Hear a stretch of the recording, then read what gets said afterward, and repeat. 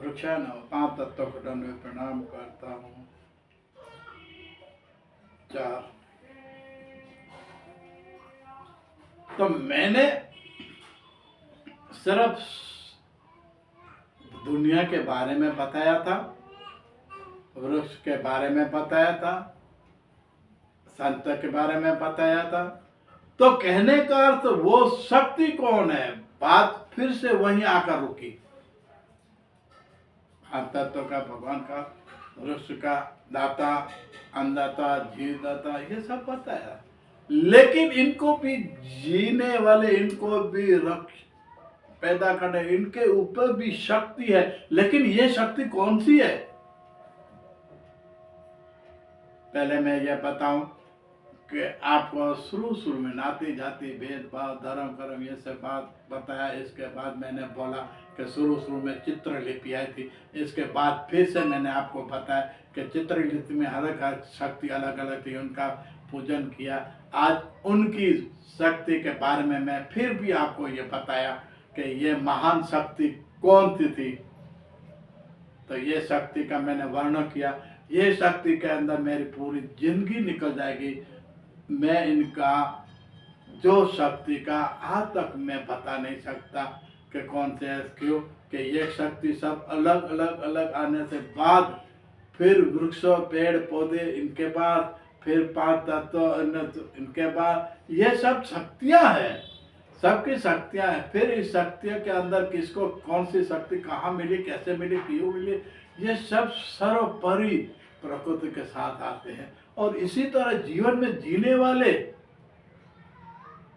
और पूरी जीव सृष्टि से लेकर पक्षी से लेकर जानवर से लेकर जीव तक सबकी मैंने बात इसलिए बताई। फिर भी मैंने बताया कि जो फल फूल अनाज है पांच तत्वों में से पैदा हुआ, तो इनके अलावा जो भी आज यहाँ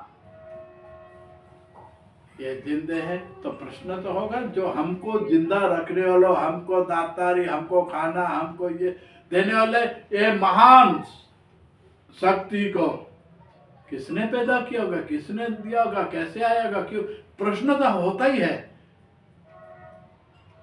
किस लिए होता है? इसलिए होता है कि हमको जीवन दान देने वाला, हमको अन्नदान देने वाला, हमको दातार है, हमको हर एक प्रश्न से आज जिंदे है, शाकाहारी मांसाहारी, तो इनको प्रश्न होगा कि हमको जिंदा रखने वाले के ऊपर किसकी छाया है, कौन जिंदा रखता होगा, कौन इसके, तो इसके लिए प्रश्न और भी होता है। क्या होता है?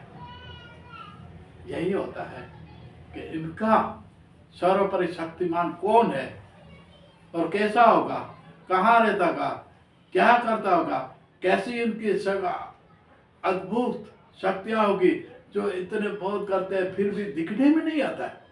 इतना बहुत कुछ करने के बाद दिखने में नहीं आता है, और लुप्त है फिर भी है और नहीं है दिखने में। यह बड़ी चमत्कार की बात है। अचरज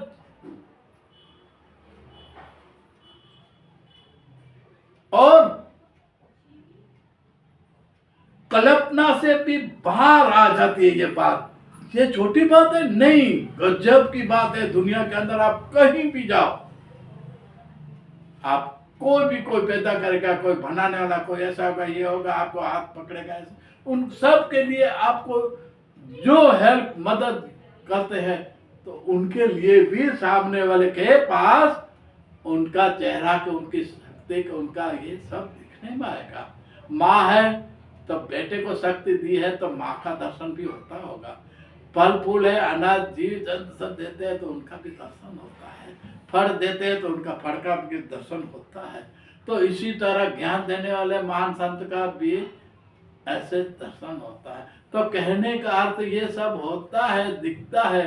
तो ये पेड़ पौधे के सिवा इनके ऊपर जो सजीव है, ये पैदा हुआ, ये पाता, तो ये तो इनकी शक्ति इतनी, इनको पैदा करने वाला कौन था, कैसा था, कहाँ था, किधर है, पृथ्वी पर है, परलोक में है कि क्यों लोक में है, कैसे है, लोक के अलावा इनके साथ है, ब्रह्मांड है, कुछ मालूम है कि नहीं?